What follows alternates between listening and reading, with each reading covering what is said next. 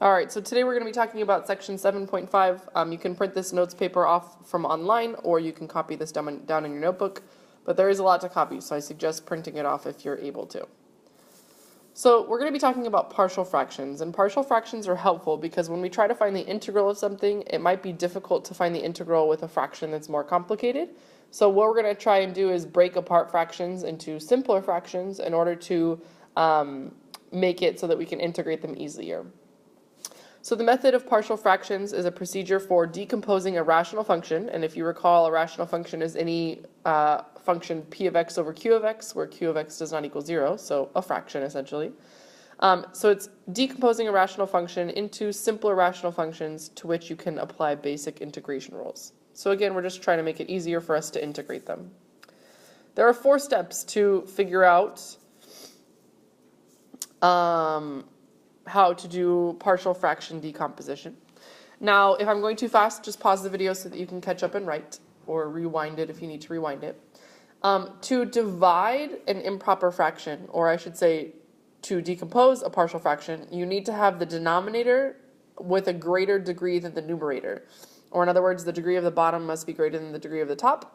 So in order to do that, you need to check first to make sure that it is. And if it's not, if it's an improper fraction, or in other words, when the degree of the numerator is greater than the degree of the denominator, you need to do division. You need to use long division in order to divide. So let me make a little note here. Use long division. So you use long division if the top has a greater degree than the bottom in order to create a new function with a polynomial and then this new fraction, this new rational function, where that new function should have a degree of the numerator that is greater than the degree of the denominator. I'm sorry, vice versa. The degree of the numerator should be less than the degree of the denominator once you divide it. Now this is a more rare case. You won't see this one as often. But that does need to happen first if it is the case, if it does happen where the degree of the numerator is greater than the degree of the denominator. If you're done with that step, or if that step doesn't need to be completed, the next step is to factor the denominator. So we're going to completely factor the denominator into linear factors like this, px plus q to some power m, and quadratic factors like this. You should only have linear or quadratic factors. You can't have anything higher than that, or else you can't do this partial fraction decomposition. Now, you won't have, it doesn't necessarily need to be that all of these linear factors are the same. Like, for example, if you factor x squared plus 2x plus 1, you have the same factors, x plus 1 squared. That's called a repeated factor because x plus 1 repeats itself. It's squared. That doesn't always need to happen, though. You could have x squared plus, let's say, 5x plus 6, and then when you factor that, you get x plus 3x plus 2, and those are called non-repeated factors. So those ones, you wouldn't necessarily need to use this. I should say that they're non-repeated, so you won't have the exact same type of problems. But number 1. Factor the denominator, make sure that it's in linear and quadratic factors. Step 3. Linear factors, which is what we're going to be doing today. For each factor of the form px plus q to the m power, and again, these are repeated factors. So it's like if you had 3x plus 2 squared, or like this one, x plus 1 squared. That's when you would use the linear factors with the repeated form.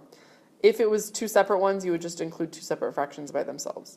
So the partial fraction decomposition must include the following sum of m fractions. So each one gets their own a on the top, and then each factor gets their own space on the bottom. Now if they're repeated, you have to have a new a and a new squared factor, and then again and again and again, and however many times it repeats itself. If it's non-repeated, the first one will have an a over the first factor, and then a b over the second factor, and whatever other variables you need in order to account for all of them. For quadratic factors, which we're not working on today, but we'll at least write down the notes for today. For quadratic factors, again, if they're repeated, so if you repeat quadratic factors, you need to have a bx plus c. Notice that this one has an x in it because it's quadratic. A bx plus c over the first factor plus a bx plus c over the second factor, and these are all different constants, so make sure that you account for each new one. If they're non-repeated, each one would just be over each individual factor by itself. All right, I know this is probably not the clearest yet, but as soon as we get some examples, I think it'll become a little bit clearer as to what it's talking about. So for linear factors, to find what's called the basic equation of a partial fraction decomposition, you have to first set up the partial fraction, so set up the form of the partial fraction, which I'll show you guys how to do in just a minute. And then after you've set up the form of the partial fraction, the next thing you want to do is multiply the equation by the least common denominator in order to create what's called the basic equation. And I'll show you that right now. After finding the basic equation, you're going to try to figure out what a and b are. So you're going to substitute convenient values into the equations in order to obtain equations for a and b. And by convenient values, I mean values that are going to make the factors equal to 0 so that you can either get rid of an a or get rid of a b to make your life a little easier. All right, so like I said, pause the video if I'm going too fast, write some stuff down. We'll go on to our first example. All right, so this one here, it says write the form of the partial fraction decomposition. They don't actually want us to solve it, they just want us to write the form. So if we look back at our first page of notes, the first thing says check to make sure that the degree of the numerator is less than the degree of the denominator, which it is, because we have a 1 up here and a 2 down here. So we can skip over step 1. Step 2 says to factor the bottom. So if I factor the bottom, I get x minus 2, x minus 6. So those are my two linear factors that this factors to. Now, these are non-repeating factors because they don't have some exponent up here. They're not repeating themselves as a factor, so they're just their own linear independent factors. So I set up the first one, a divided by x minus 2 plus b divided by x minus 6. And then I could go through and solve for those a and b, but I don't have to for this one because I'm just asked to write the form. So this is the form of the partial fraction. For number 2, let's check to make sure that the degree of the top is less than the degree of the bottom. Check, it is, we're good to go. So if I factor the bottom, I can factor by grouping. So I have x squared times x minus 3 plus x minus 3, which factors to x minus 3 times x squared plus 1. So I have two factors now. One's linear and one's quadratic, so keep that in mind as we go through this. Neither of them are repeated, so that's good. For x minus 3, I can put a over x minus 3 since that's my linear factor. And then for b, or for the second one, the quadratic one, I have to put bx plus c over my quadratic factor. And that's the form for the partial fraction decomposition for this one. Again, I could go through and solve for it, but I'm not going to right now. All right, example 3. They say solve the basic equation. So if you look back up here at the top of the page, they already set up the form for us, and they already multiplied the equation by the least common denominator. So they're done with those two steps for us, and they have the basic equation. So the last part says after finding the basic equation, here I'll pull it down a little bit. After finding the basic equation, substitute convenient values into the equations to obtain equations for a and b, and convenient values make factors equal to 0. So I'm looking for numbers that are going to make these two factors equal to 0. So for here, if I plug in 1, that equals 0, so I'm going to choose 1 as one of my numbers. If I plug in negative 3 here, it'll make that equal 0, so I'm going to plug in negative 3 for my other number. So if I plug in 1, I get 1 minus 1 is 0, so this a term gets rid of itself, it cancels out. If I plug in 1 here, I get 1 plus 3 is 4, so 4 times b. So 4b equals 5x plus 3. Divide both sides by 4, so I know that b equals 5/4 x plus 3/4. Now I'm going to plug in negative 3. So I plug in negative 3 minus 1, that's negative 4a. The b term, negative 3 plus 3, I want that to cancel to 0 to get rid of that b. If I divide everything by negative 4, I get that a equals negative 5/4 x minus 3/4. So I solved that basic equation for a and b. All right, now we're gonna save the quadratic factors part until tomorrow. So go ahead and pause there, and we're actually going to use your notebooks to write down some examples for this section. So let's look at your notebook. If you want to go ahead and open up your textbook to page 510, we're going to look at examples on page 510 and 511, and we'll do those two examples today. All right, so this is example number 1 on page 510. It says to write the partial fraction decomposition for this function, so 1 over x squared minus 5x plus 6. If I check it to make sure that the degree of the top is less than the degree of the bottom, I check it and I'm good, so we're good to go. The next part is to factor the bottom. So I'm going to factor x minus 5x plus 6 is x minus 3 times x minus 2. So these are both linear factors and neither of them are repeated. So I can write it as a divided by x minus 3 plus b, some other constant, divided by x minus 2. And I'm setting it equal to this piece here, just in case you were wondering. All right, so that was step number 1. Actually, it's step number 2.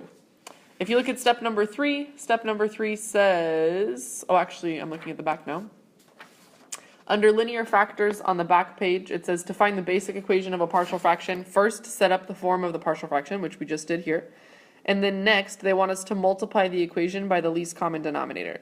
So the least common denominator of this is x minus 3, x minus 2, since obviously that's what we just factored it from. So I'm going to multiply this whole thing times x minus 3, x minus 2. So when I do that, I get this whole thing over here, the denominator will cancel with that. So I get 1 equals, for the a over x minus 3, the x minus 3's will cancel, so I just get a times x minus 2. And then for the b term, the x minus 2's will cancel, so I get plus b times x minus 3. And that's called the basic equation.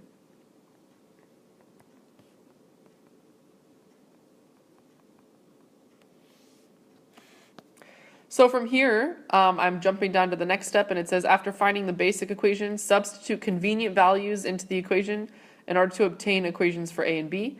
And by convenient values, remember we mean values that will make the factors equal to 0. So let's see, this factor here will be 0 if I plug in 2, and this factor here will be 0 if I plug in 3.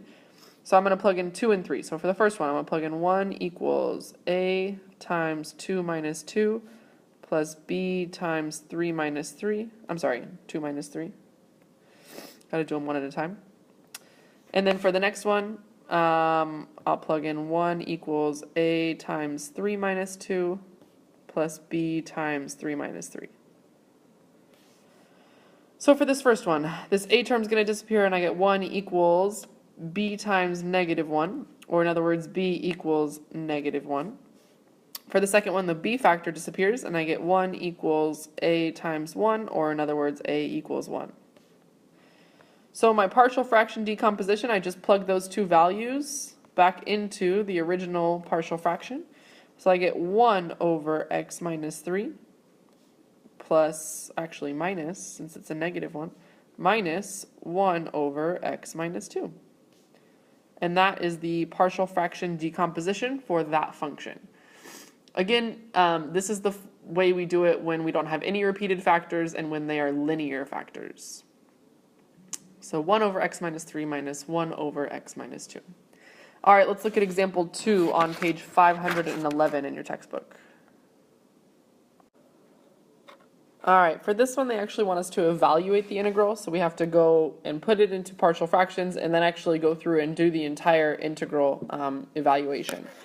So first things first, let's check to make sure the degree of the top is smaller than the degree of the denominator, and it is, so we're good to go. The next thing we want to do is we want to factor the denominator. So if I look at the denominator, I notice that I have an x that I can factor out. So I know that it's x times x squared plus 2x plus 1. If I factor that denominator again, I get x times x plus 1 quantity squared, because that's x plus 1 times x plus 1. So I don't have any quadratic factors, which is good. I just have linear factors, but I have 3 of them now, and one of them is repeated. That x plus 1 gets repeated. So here's how we set up the fraction decomposition. I have a over x, that's my first factor, plus b over x plus 1. That's my second factor, but the first iteration of it. And then I have to add another one, plus c over x plus 1 squared. Now again, the reason I had to do that twice for the x plus 1 is because it was repeated twice. So the fact that it was squared means that it was repeated twice, and you always have to do this with linear factors. So if I multiply this entire thing by the least common denominator, which is x times x plus 1 squared. I get, if I can erase this over here, I get the left-hand side gives me the denominator goes away, so 5x squared plus 20x plus 6 equals, for the first one, a over x, the x's will cancel, so I'm just left with a times x plus 1 squared. For the second one, one of the x plus 1's will cancel, so I'm left with b times x times one of the x plus 1's. And for the last one, both of the x plus 1's will cancel, so I'm just left with cx for that last one. So I need to substitute some stuff in that's going to help me get rid of some of these variables so that I can narrow it down to one variable. So let's see, for this one I'm going to want to plug in a -1. For this one I can plug in a -1 or a 0, so notice that either of those things are going to make this middle term disappear. And then for this last one I'm going to want to plug in a 0. So let's start with -1. If I plug in -1 for the x, so if I'm plugging in -1 for the x, let me erase this. I have to plug it in everywhere. So if I plug in a -1 to the left-hand side, I get 5 times -1 squared. That's just 5 times +1.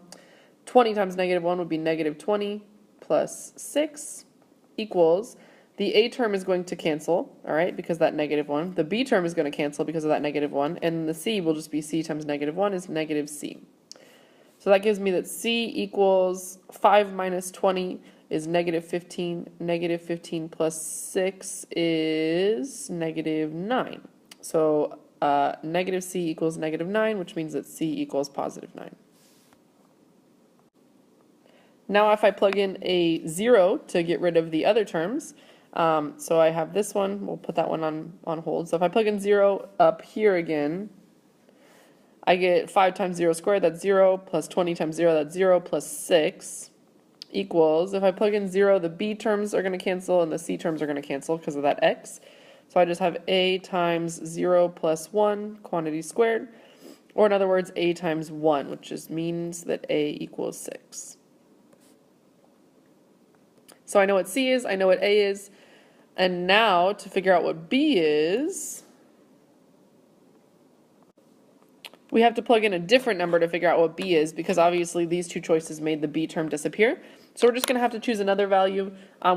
For convenient values this time, there aren't any convenient ones that will make a and c disappear, but now we know what a and c are, so we can use that to our advantage to help us calculate it. So let me just erase some of this so I have room. So for b, let's say that I want to plug in 1. So over here I have 5 times 1 squared, that's 5, plus 20 times 1, that's 20, plus 6. Equals a times 1 plus 1 squared.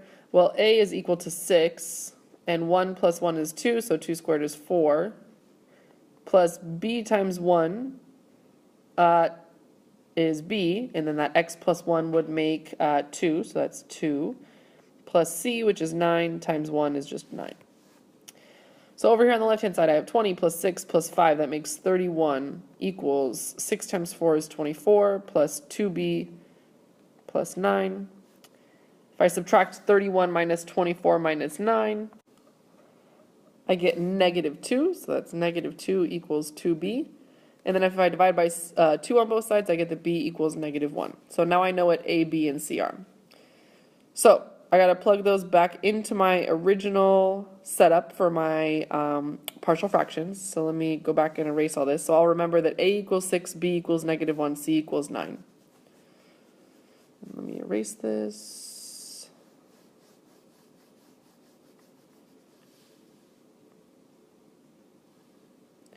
All right, so now instead of finding the integral of this difficult rational expression, I can now find the integral of this simpler rational expression, but plugging in what I know. So I know that a was equal to 6, this is 6 over x.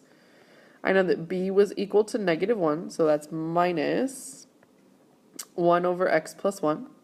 And I know that c was equal to 9, so that's plus 9 over x plus 1 squared. All of that times dx. So when I want to find the integral of this, I can split up the integral into separate ones. So I know that the integral of 6 over x is 6 times ln of x. I know the integral of negative 1 over x plus 1 is negative ln of x plus 1, absolute value. And I know that with the x plus 1 squared on the bottom, that means that the original function must have had an x plus 1 to the first power on the bottom. So the integral of that would be plus 9 times x plus 1 to the negative 1 power, and then divided by negative 1. Remember how you push that power up by 1 and then divide it by that exponent, plus c. Now over here I can use some properties of logs to push that 6 back up top. So I have ln of the absolute value of x to the 6th power minus ln of x plus 1 plus 9 divided by negative 1 times x plus 1 plus c. And then I want to combine these natural logs. So I'm going to use the quotient property to say that since they're subtracted, I can say that it's the same thing as the ln of x to the 6th power divided by x plus 1. I'll make that negative come out front for that. 9 divided by x plus 1 plus c. So that's the integral of that. Now yes, it was a lot of work, but it helped us use partial fractions in order to integrate something that probably would have been otherwise impossible for us to integrate. So that's what partial fractions helps with. Now I do want to change one thing really quick. Go back to your notes and look at example 3 on the back. Now my brain must have accidentally skipped a beat when we were doing this one because I made a mistake. I forgot to plug in the numbers to this side of the equation as well. So let's go back and fix that really quick. So what we're going to do is when we substitute in the 1, I forgot to plug it in over here. So I'm going to do 5 times 1 is 5 plus 3 equals, this a term is going to cancel, so I'm not even going to write that one. And then if I plug it in here, I get b times 1 plus 3. So 1 plus 3 is 4, so that gives me 4b. So I have 8 equals 4b, which means that b equals 2. And then over here, when I plug in the negative 3, I'm going to plug in 5 times negative 3 plus 3 equals a times negative 3 minus 1. And then the b term will disappear. So that gives me negative 15 plus 3 is negative 12 equals negative 4a. Divide by both sides by a negative 4, so I get that a equals 3. So that's much better. B equals 2, A equals 3. Sorry, I had a little brain fart earlier on that one. All right, that's it for today. Go ahead and work on those problems out of the book, and we'll finish the rest of this section tomorrow.